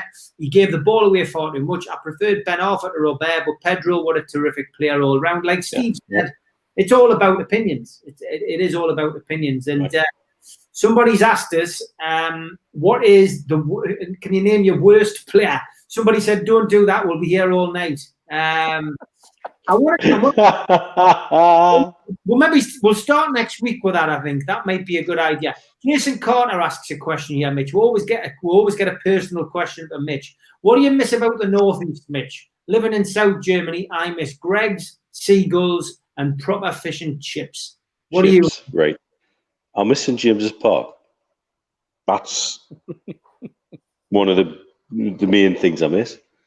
I miss you guys, me mates, and my mother and father, who have been holed up for months, it seems, bless them. Spoke to them tonight, and all is well.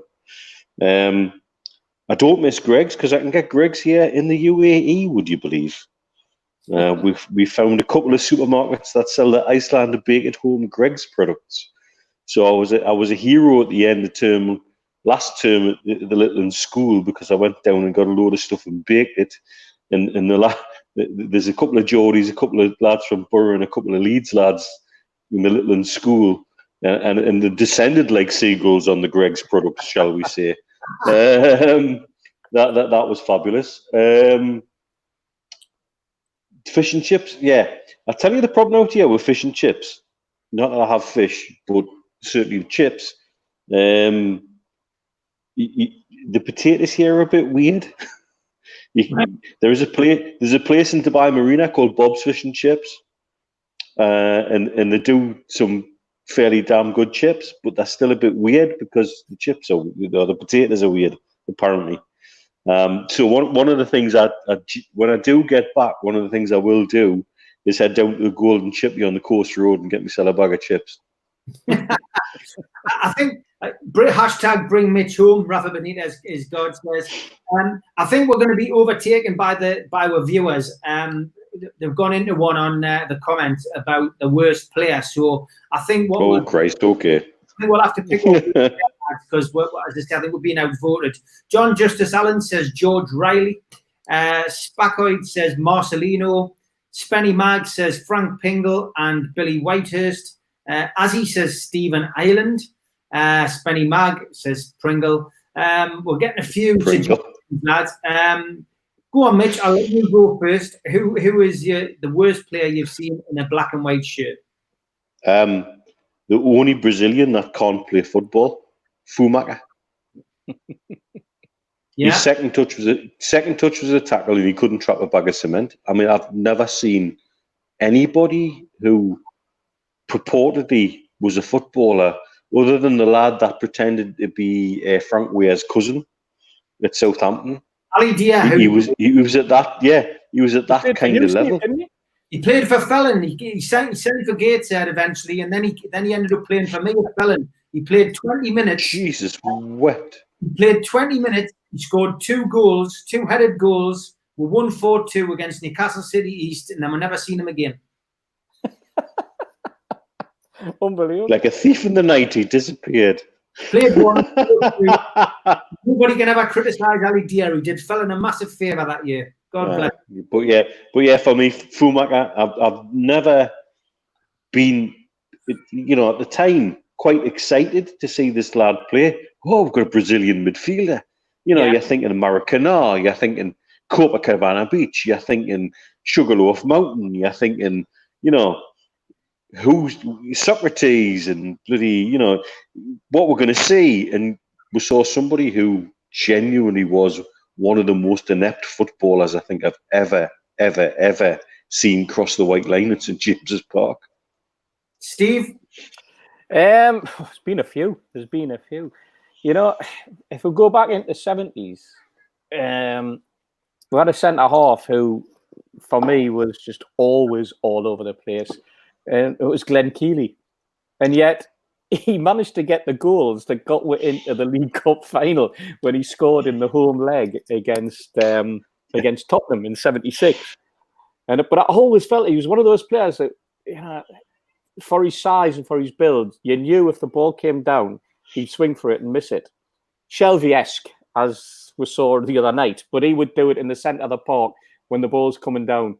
I was always disappointed as well in Jeremy, a man who had been all over Europe, played for some top clubs, and then he came to us, and I thought, what's he brought? He brought absolutely nothing to the team. And I always found that. His bank account number and his sort code. Is that what he brought? That was it. That was what he brought. Yeah. Yeah. I just felt as though he had there was something about him that you would read up in the European sports magazines about, and was a big thing made about him, a captain of his country and all that. Played for Chelsea, played in Italy, played everywhere, and then he came to us, and it was just like, what? What's that all about?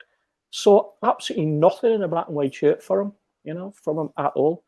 So we're going to go modern. It would have to be him. We're going to go, because Neil's already mentioned one, going to go old school, Glenn Keeley. It was just you just knew that there was an accident waiting to happen.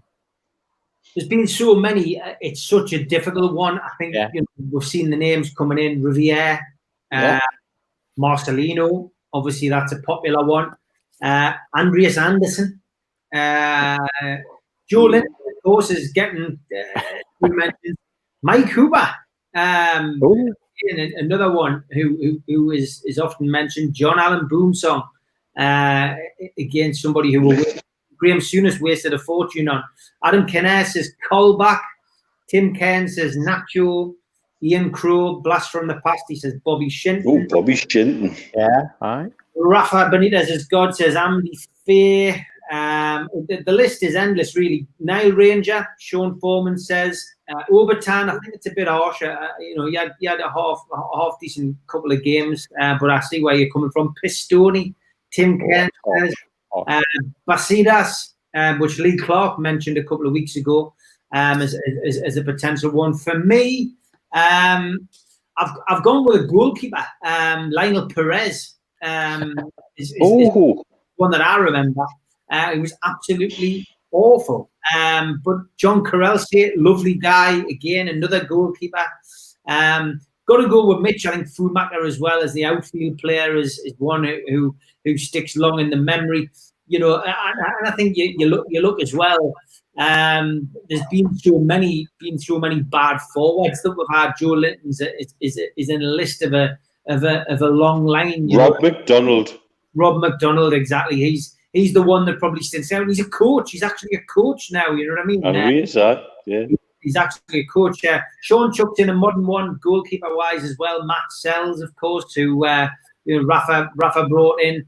There was Dalglish. Taz Abdullah says, of course, Paul Dalglish, that was Kenny's son, who came in, who a lot of people thought he was just getting played. This is a one that always gets thrown around when you talk about Kevin Keegan, Darren McDonough. I can also remember the failure from Wimbledon, Glyn Hodges. If you remember, he was at the club after 80 days. I think he lasted 80 days. Then went to Sheffield United. Yeah. We also had the quickest winger in the league who just couldn't play football, Wayne Faraday. Oh my God! He could do the 100 meters. I was going to say, wasn't he the reason to put the gates on the exits to keep him in? I felt a bit sorry for him because he was actually a good player at QPR. He just came to Newcastle and just I think the club and the whole move didn't fit. Filtano, God, I wouldn't even try to pronounce that. Filtano, yeah. John Robertson, Colin, I remember him very much. That was when we had Mirandina, John Henry, and John Robertson up front. Do you remember that? Yeah, we bought John Robertson the same week that we bought Andy Thorne. And Besant and John Henry from Borough. Yes. We bought all four of them.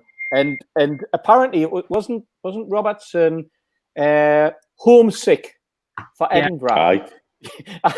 Is it possible to be homesick for Edinburgh? You're 1.5 hours away on the train, 1:45. Well, it's not even that on the train. Yeah. It's 1:45 in a car, mate. I mean, Jesus. It's Franz Carr. There's another one. Although I do remember that cross-come shot that he scored at the Leazes end, which everyone thought was great. This is one that gets always mentioned by the entertainers, lads. Des Hamilton. They used to call him Jumanji because he was like the big character in the Jumanji film. I think that all stems from the Dublin incident where Keith Gillespie got knocked out by Shearer. Yes. Yeah. John Barnes, Chicken Oriental says John Barnes. Carl Surrant, Simon, yes. Carl Court, I say we're going down the seas. Carl Court, I mean, again, we didn't have much luck with him. Of course, we had Patrick Kluivert, who was a shadow of his former self. Ian Rush. Sol Campbell. Campbell, Yeah. We also had, but he'll have somebody else to blame for that, though. We also had Kenny Sampson. It'll not be his fault. We had Kenny Sampson when he was at the end of his career. Yeah, that was a car crash. Gary Brady, I remember him. Aye. Mm-hmm. Billy Askew, I like Billy. He's a good player. Oh, Billy was that was Jim Smith's last piece of the jigsaw puzzle. I don't know what the bloody picture was, though. Jeez. Or how many pieces there were in it. You know, this is depressing, isn't it? When we spent 10 minutes going through a list of these. Was Hugo Darren Viana. The thing with Hugo Viana, you know. Yeah. Oh, Hugo Viana got destroyed because of that game in Marseille. Yeah.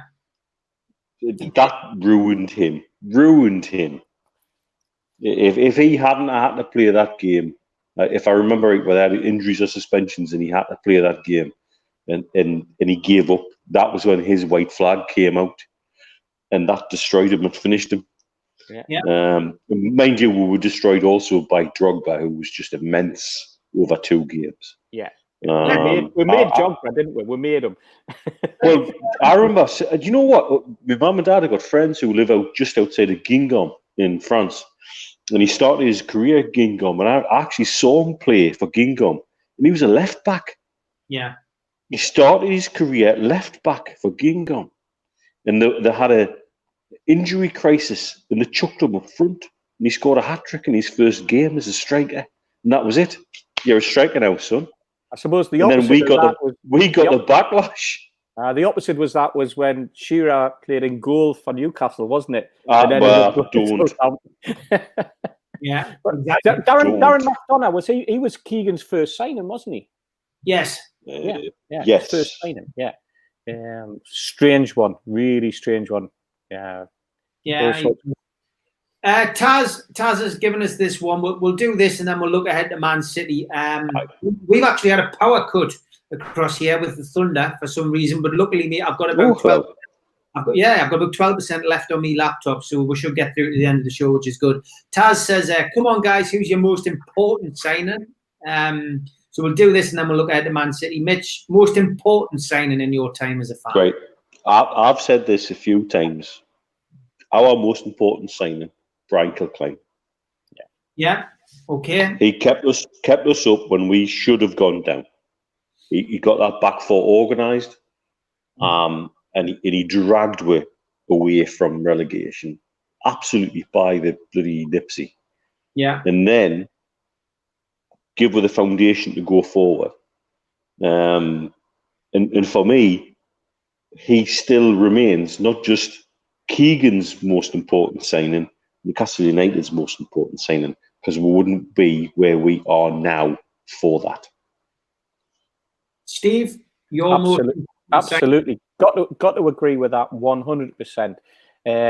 No question. I just could not think of anyone else who was more important at that particular time, who, because of what then transpired, because of the situation we're in at the time, he just became a leader. He just became the rock. He became the tough guy who, sorted out a situation with a bunch of youngsters that Keegan needed.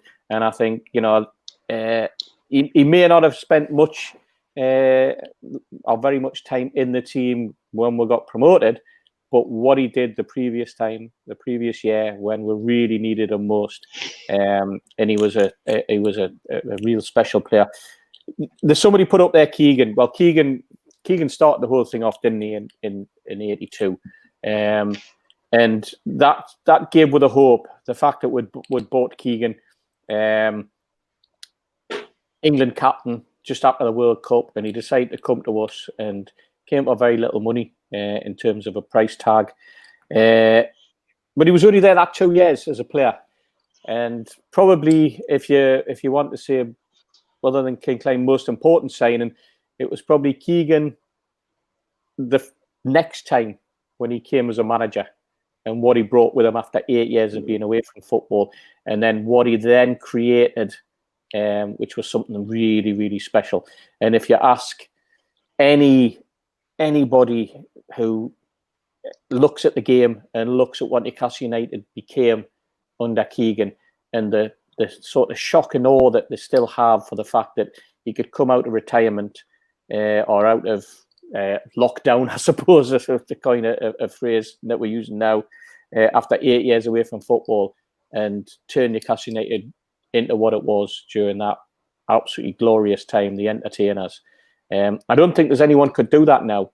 No. At a football club, no matter which club it was. I don't think anyone could take them and have that sustainability and build a team and have the confidence to get rid of your top scorer and to bring somebody else in like Ferdinand, and then know that you've got on the horizon, because you had the trust of your owner in Sir John Hall, that you are then going to go out and make the world record signing, and to get the best out of players and entertain us at the same time.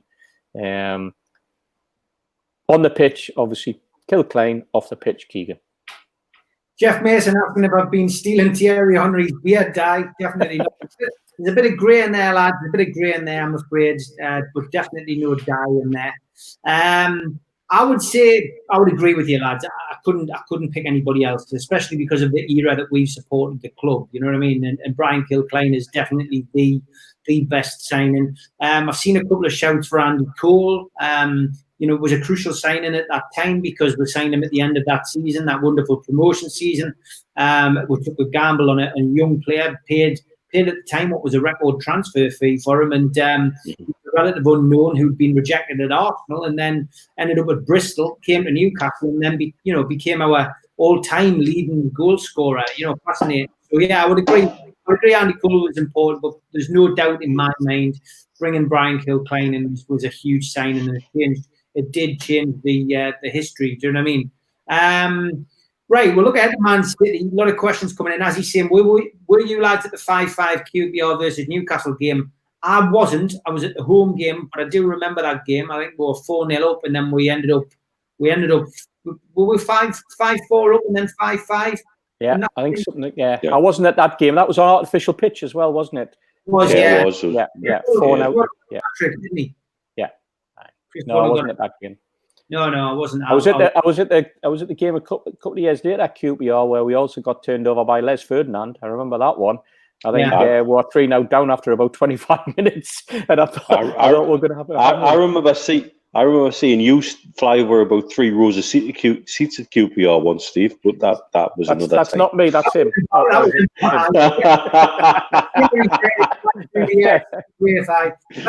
Thanks to Nicky Button, Peter Ramage for getting us some great VIP tickets right in the middle of the Queen's Park Rangers hooligans. Yeah, fantastic. Happy memories in QPR. Luckily, I got out unscathed with a little bit of a crack on the back. Landing in somebody's bovril. But yeah, happy memories. Man City. Let's have a look at it. Jason Carter's just commented there. Man City will be deflated. They'll look to bounce back. I think a replay. What's your thoughts, lads, coming into it? Are we going to get through to the semi-finals? Do you think, or Man City going to be looking for a bounce back from last night's defeat? We have nothing to lose, and that's the attitude we have to send our players out with. Lads, you've got nothing to lose. Make yourselves heroes. Do it.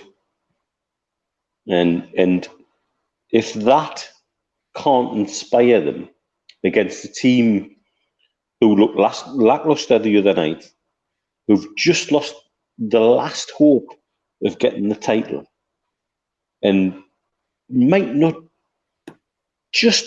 be up for it. Yeah. If that can't get our lot up for it, then don't want them here. And for me, that's how you've got to send them out. Say, look, you've got nothing to lose. Rough them up, make them know you're here,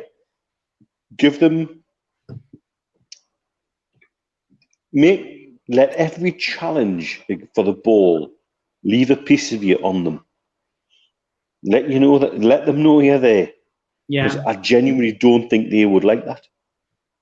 It's the whole Corporal Jones that don't like it up in Captain Cameron. Yeah. And I think I would like to see that.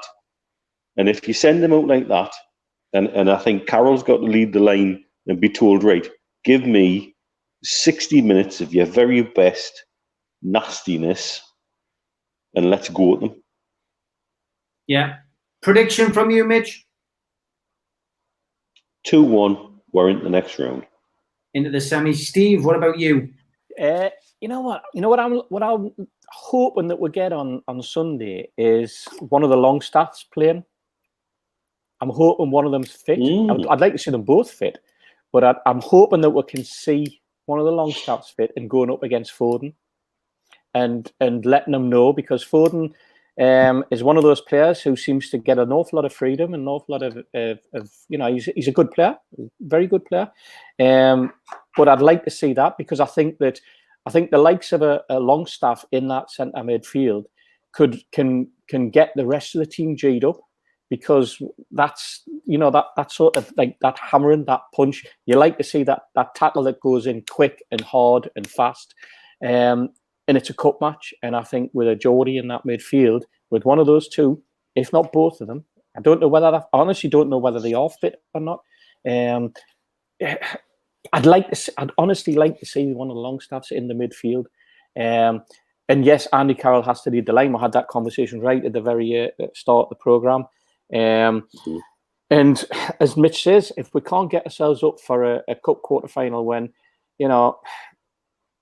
yes, 52,000 in front of 52,000 back in March, it would have been a fantastic game. It would have been great to be at, and we were all looking forward at the time when the draw will be made. I tell you what's really unusual, mind, the fact that they're making the draw for the semi-final at half time. Half time? What's that all about? Why would you do that? Why would you, completely kill? Well, it's not. You're not killing the crowd, are you? But you know what I mean. It's just, this is another example of how the FA get it wrong. Steve, honestly, I think the whole restart as well. They've gone. We've had all of these ideas brewing in the background for years. Let's chuck them all in now because we can have a go. Yeah. We can have a try of them. The 5 substitutes, the drinks breaks, the cooling break, whatever. It all smacks of somebody within the FA going, we've had this idea for a while, let's try it now, because we can. Yeah, I'm amazed we haven't got a 39th game this year. I'm amazed they haven't shipped the team off to Australia to play, or New Zealand, and trial the 39th game as well, or Man City playing in New York or something stupid like that. But getting back to the game, like I said, love to see the Longstaffs in. Want to see some heart, want to see some fight. You've got to play with a little bit more passion than we have done in the last couple of games. We've got to pick up our pace. I don't think our pace that we're playing the game, our game management is good enough. And we've seen it before. You get at Man City, they don't like it. That will coin the old phrase, they don't like it up them. Get stuck in, hammer them, hit them hard, hit them fast, pick the pace of the game up. Don't let De Bruyne run the game for you. Don't let Silva try and run the game for you. Keep them penned back, and you can get somewhere. Advantages we've got. There's no Aguero, and I think they really struggle without Aguero. I know they've got Jesus up front, but you know what, Guardiola. If there's one thing you say about Guardiola, he shuffles his team around, and I know Rafa played him the last couple of times we played Man City. But Guardiola never really knows. You never really know what team he's going to put out, and how serious he is. I'd love to go with Mitch. I'd love to go with 2-1. I have a 1-0 win hanging in the back of my mind. Is that hope? Is that my wishes? I'm not too sure. I just hope we'll put a performance in. I really do. Martin O'Brien says, just how we look to win the cup, but not be allowed to be there. Ferry Hill Mag says, another great show. Cheers, guys. Lots of people saying that. Thanks for touching. Thank you. Yeah, 100%. Me personally, I can see this going to a penalty shootout. I think it'll be tight. I don't think Newcastle United will win the game. I think that Man City will be nervous, though. A lot of emphasis on this game. They want to win a trophy. They'll have to see this as important. It is important for them. I think it'll go to extra time if that's what happens, and they'll go to penalties. And I think Newcastle will lead to the penalties. We have done it, and I think we will win on penalties. And that'll see us into the semi-final. Fantastic. So Muck Murphy says 15-14 on penalties. Oh Jesus, no! I probably wouldn't quite go that far. I'd need a pacemaker after that, man. Christ. Just want to double check, lads, if you're both okay to come on straight after that with Malcolm, and we'll do a quick half-hour roundup after the cup game on. Yeah, good stuff. Okay, talk about the semi-final. Me, Steve, and Mitch will be back about half an hour after the game on Sunday with Supermac just to talk over the game and hopefully celebrate a place in this year's FA Cup semi-finals. But as always, all the compliments coming in. Thanks very much, guys. Really appreciate it. Thank you. Put up on Cheers, the screen. guys. If you've enjoyed it, please like it and please share it. Spread the word. Let people know. We'll be doing this on a Friday for as long as we can. We do enjoy doing it. And if we can keep it at 2 hours, we will. Obviously, from our perspective, it's an enjoyable 2 hours for us as well. But lads, as always, thanks very much. Take care, and I'll speak to you on Sunday. Cheers. Peace out, everyone. Cheers, lads. Cheers. Thanks very much, guys. Thanks for tuning in. Please share your, share and like tonight. And the other thing is as well, please donate to that charity if you can. Go on to NewcastleLegends.com, click on tickets, and look for the Pavel chat. And just donate a quid. If you all donate a quid, everyone donates a quid who's been on tonight. That would be fantastic. We've had 400 people watching live tonight. If everyone donates a quid, that's 400 quid for the charity. That would be ideal. But we'll be back tomorrow, 2 o'clock with 1 o'clock. Sorry, with Lee Clark. I'll be back at a time to be confirmed with Nicholas Cabazaz on Sunday, and then I'll be back on Sunday night with the lads after the match. So thanks for watching. Have a good night, and stay dry in the thunder if you're up in the north. Take care. Good night.